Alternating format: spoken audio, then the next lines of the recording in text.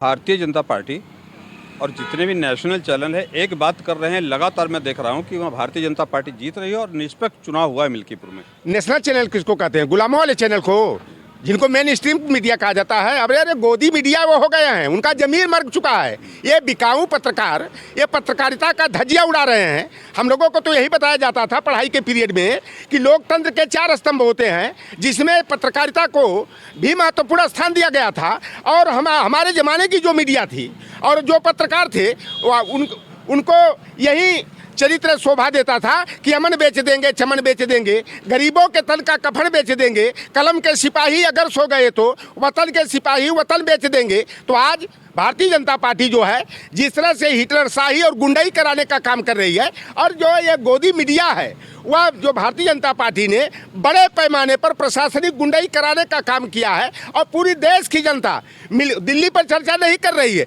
मिल्कीपुर के उपचुनाव की चर्चा हो रही है।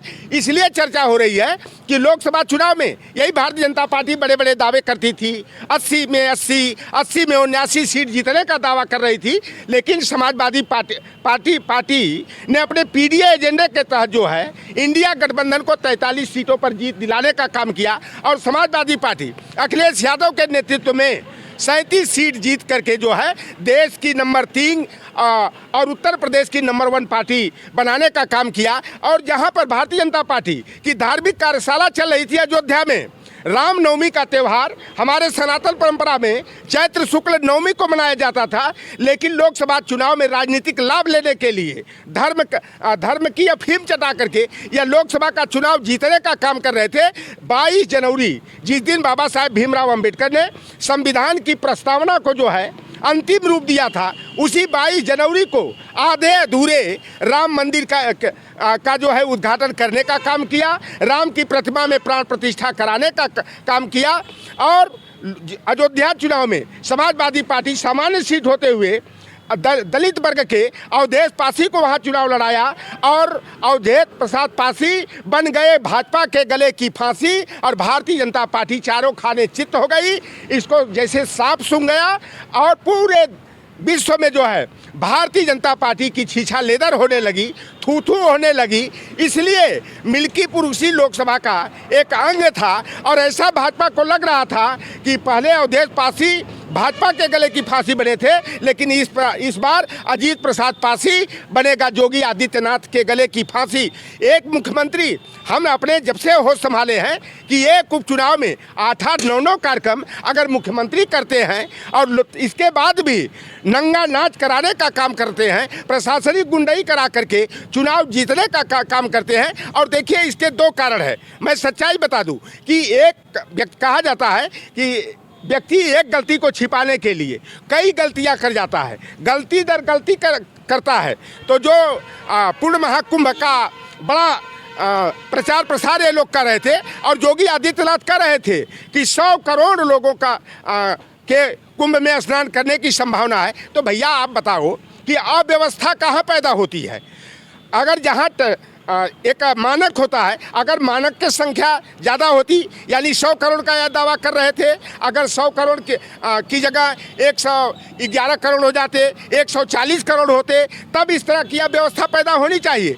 इनके कथनानुसार 40 करोड़ लोग कुंभ स्नान करने आए और उस दिन 2 करोड़ आए। आप बताओ कि यह लोगों की संख्या तो बता सकते हैं कि माघी अमावस्या को 2 करोड़ से अधिक लोगों ने स्नान किया, तो भैया वहाँ कितने लोग मरे उनकी संख्या क्यों नहीं बता रहे हो? इतना CCTV कैमरा लगाए थे, तमाम उनका कहाँ गया? और मैं तो जानना चाहता हूँ कि जो 2 ट्रक नमक वहाँ भेजा गया, वह नमक कहाँ गया? मरने वालों की संख्या कहाँ गई? तो यह कुंभ मेला में जो कम से कम 4 डिजिट में वहाँ मौत हुई है। और तमाम यूट्यूबर साथी भी सच्चाई दिखाने का काम कर रहे हैं। 7 लोगों पर FIR दर्ज हुआ है यूट्यूबरों पर कि सच खबर कोई दिखा ना पाए। और वहाँ से ध्यान हटा करके मिल्कीपुर में गुंडाई करा करके कुंभ मेला से ध्यान हटाने का काम किया गया है। हम अभी भी इनकी गुंडाई के बाद भी हम लोगों को पूरी तरह विश्वास है कि मिल्कीपुर में हम 30,000 से तो ऊपर वोट से जीत रहे थे, लेकिन अभी भी संभावना है कि अगर मतगणना में अगर इस तरह गुंडाई नहीं हुई तब हम 4,000, 5,000, 7,000 वोट से अभी भी अजीत प्रसाद पासी के चुनाव जीतने की संभावना है। भारतीय जनता पार्टी के कार्यकर्ता जिन यूट्यूबरों को सफाई बता रहे हैं, उन लोगों ने सारा पर्दाफाश कर दिया कि कोई भी ऐसी पोलिंग नहीं थी जहां पे बूथ कैप्चरिंग और गड़बड़ी या गलत वोट नहीं पड़ा, और आप कह रहे हैं हम चुनाव जीत रहे हैं। देखो, आप यूट्यूबरों की बात कर रहे हैं, न कोई सफाई है न भाजपाई है। पत्रकारिता एक बहुत बड़ा अपना धर्म होता है और पत्रकार बंधुओं ने निष्पक्षतापूर्वक न्यूज कवरेज करने का काम किया। लेकिन 1 बजे जिलाधिकारी के द्वारा यह फरमान कराया गया कि जो भी यूट्यूबर दिखाई दे उनको उठा करके बंद करने का काम करो।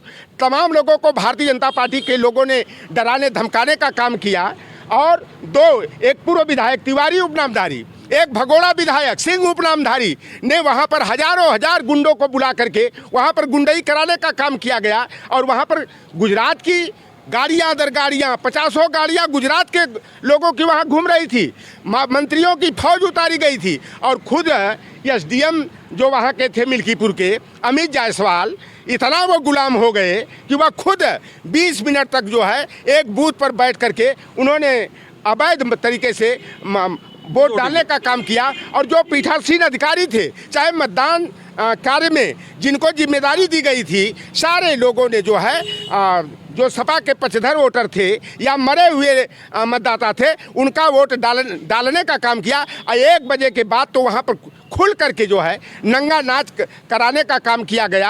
हर स्तर पर जो है भारतीय जनता पार्टी ने जो है लोकतंत्र का चीरहरण करने का, लोकतंत्र की हत्या करने का काम किया। और समाजवादी पार्टी बार बार निर्वाचन आयोग के यहाँ वहाँ गड़बड़ी की शिकायतें देती रही, लेकिन निर्वाचन आयोग पूरी तरह चुप्पी साधे रहा। निर्वाचन आयोग का जमीर ही नहीं मर गया बल्कि निर्वाचन आयोग मर गया। इसीलिए समाजवादी पार्टी के मुखिया अखिलेश यादव ने अपने सांसदों के साथ जो है निर्वाचन आयोग की मौत पर अंतिम संस्कार के लिए हिंदू और सनातन परंपरा के अनुसार सफ़ेद चादर यानी कफन देने का काम किया है। हम लोग तो 93 में भी देखा था कि एक टीएन शेषन ने मारा था कि इतिहास बनाने का काम किया था। एक वोट किसी की हिम्मत नहीं थी कि गलत तरीके से डाल दे। लेकिन आज के निर्वाचन आयुक्त जो हैं इनका तो जमीर मर गया है। ये भाजपा के हाथ की कठपुतली बन करके और बार बार शिकायतों के बाद भी उस मामले का संज्ञान नहीं लिया गया। लेकिन यह एक क्षेत्र का चुनाव था, इससे न सरकार बननी थी न बिगड़नी थी। हाँ, जोगी की नाक कटनी थी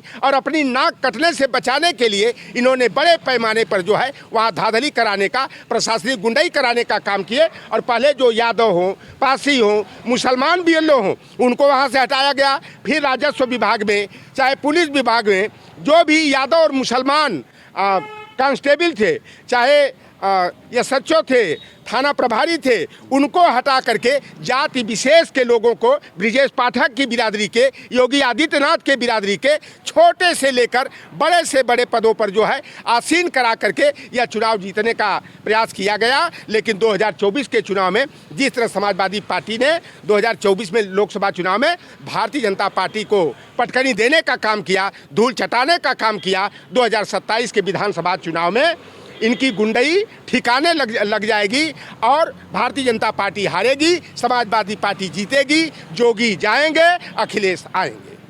आप लोग फिर चिल्लाएंगे इसी तरह जैसे अब चिल्ला रहे हैं, गुंडई हो गई, बूथ कैप्चरिंग हो गई, ईवीएम खराब हो गई।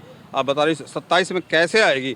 क्या 27 में गुंडई नहीं करेंगे क्या? आप देखो, यह एक क्षेत्र का चुनाव था और इसके बाद भी बाहरी गुंडों को बुलाया गया, गुजरात के गुंडों को, अपराधियों माफियाओं को बुलाया गया। लेकिन आम चुनाव होगा 403 सीटों पर, तो इस तरह से इनकी गुंडई नहीं चलेगी। और यह गुंडई देख करके अब यादव समाज के लोग हों, चाहे यादव के छोटे भाई हों, अपने लाठियों में जो है तेल लगा करके जो है पूरी तैयारी से जो है कि लड़ाई लड़ेंगे।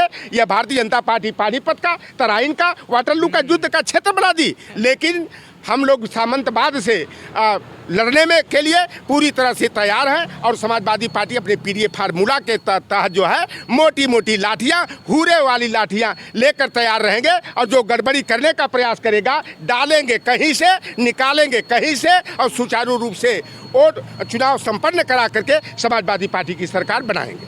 अच्छा, एक चीज़ बताइए, अभी कह रहे थे अवधेश पासी बने गले की फांसी, तो अवधेश पासी डर गए क्या? एकदम से उनको धरने बैठना चाहिए था, उनको बाहर निकलना चाहिए था।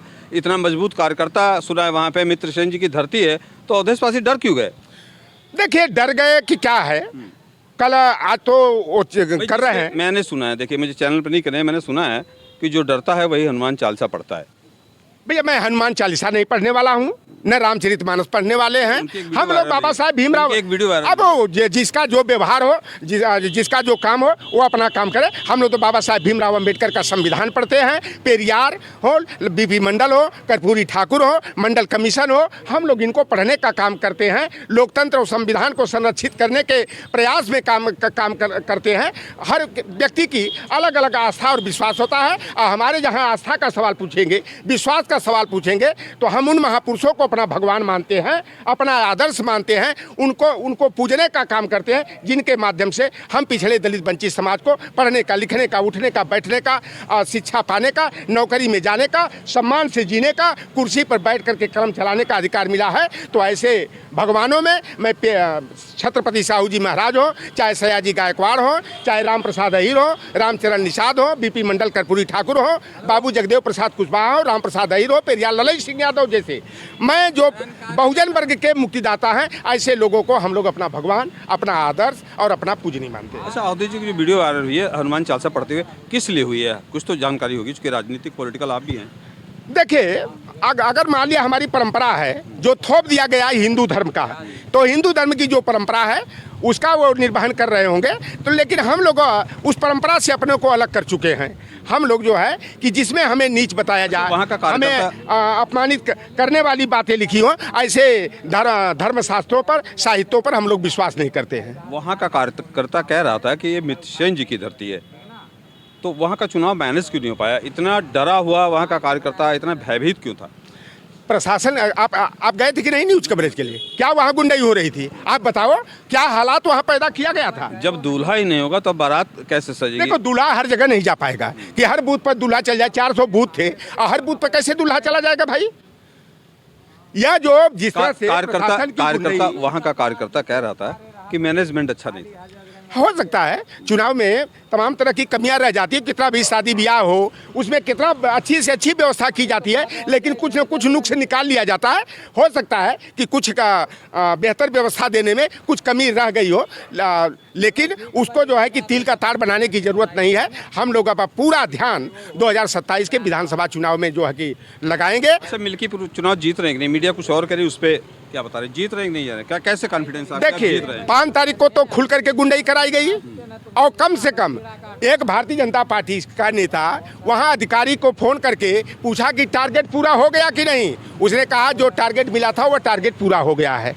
यानी कि इनको 18 से 25,000 वोट गलत तरीके से डालना था, लेकिन इससे भी ज़्यादा डाले हैं। और आप मानिए कि समाजवादी पार्टी को 1 लाख से अधिक वोट वहाँ मिलने वाला था।